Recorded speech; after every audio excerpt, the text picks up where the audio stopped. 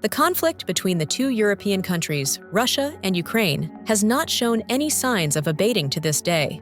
This conflict has been ongoing for years and has become one of the most devastating conflicts in Europe since World War II. However, with the latest reports of Ukraine's counterattacks against Russia, the world is witnessing a new phase in the war that threatens the security of the region and raises questions about the future of global security. This also marks a significant step indicating a major change in the warfare tactics between these two countries. So in this video, we will look at why Ukraine is allowed to attack Russia and what the implications are. The conflict between Ukraine and Russia has been ongoing since 2014, but large-scale warfare erupted in 2022. In 2014, Russia annexed the Crimean region from Ukraine. It is an action that is considered illegal by Western countries and the United Nations.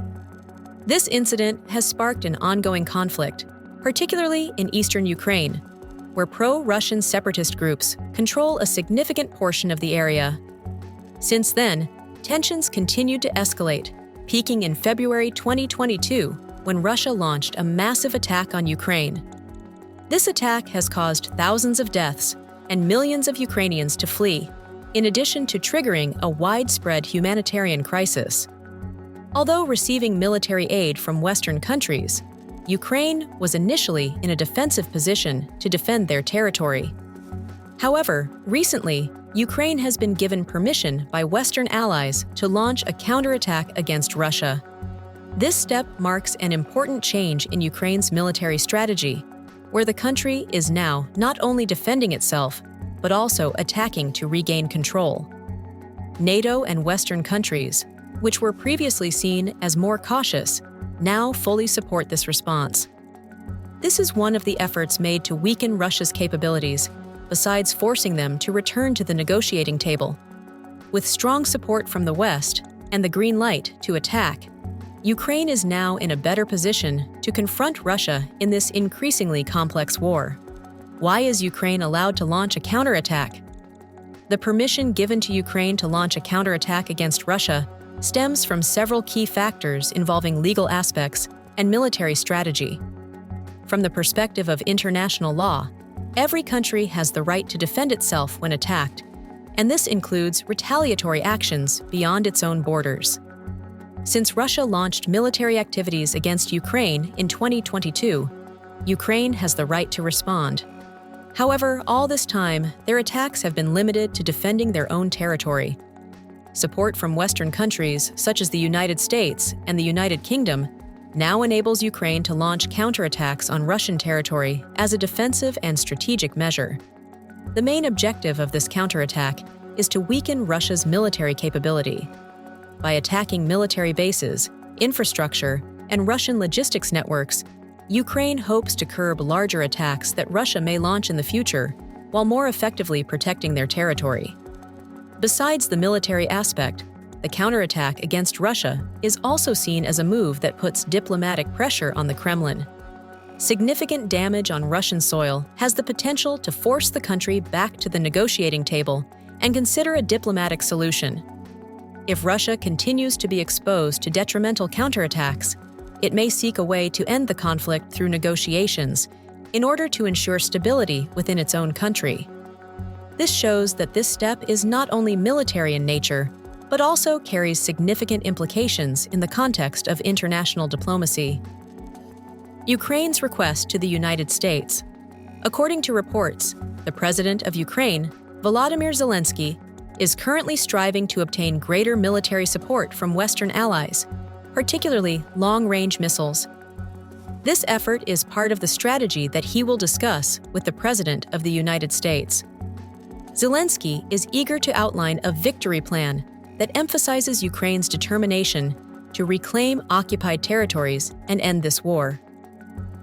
Zelensky has requested military assistance from the United States and hopes to obtain the Army Tactical Missile System, which can strike targets up to 300 kilometers away, as well as the Storm Shadow missiles from the United Kingdom, which can reach distances of up to 250 kilometers. This capability will enable Ukraine to strike Russian military assets and logistics within the occupied territories. However, NATO's stance on providing long-range missiles to Ukraine is still seen as ambiguous. Some countries like Finland and the Czech Republic argue that it is necessary to support Ukraine's efforts to receive more long-range missiles and use them against Russia. Meanwhile, the United States and the United Kingdom have stated that they are considering this matter due to concerns about the possibility of a larger conflict escalating. In an effort to gain broader support, Zelensky also emphasized the importance of reclaiming all Ukrainian territories, in addition to urging sanctions against Russia and aiming to hold Russian leaders accountable for war crimes. Russia's reaction and the nuclear threat. Russia's reaction to the permission given to Ukraine by NATO and its allies to launch attacks into Russian territory was very harsh.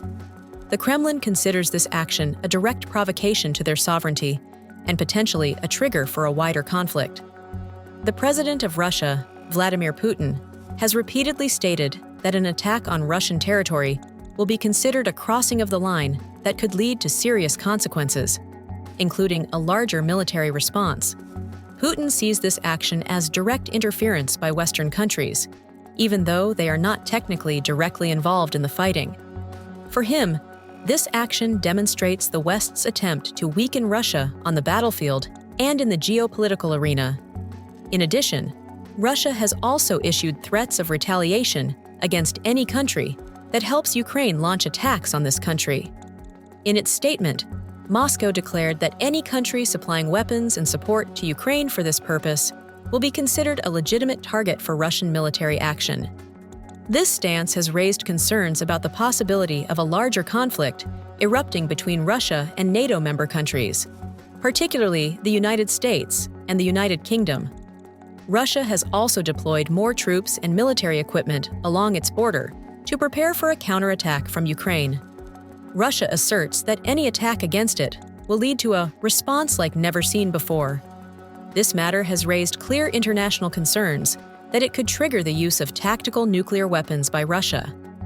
Not only that, Russia also criticized NATO's stance, which is seen as playing with fire by supporting Ukraine's retaliation.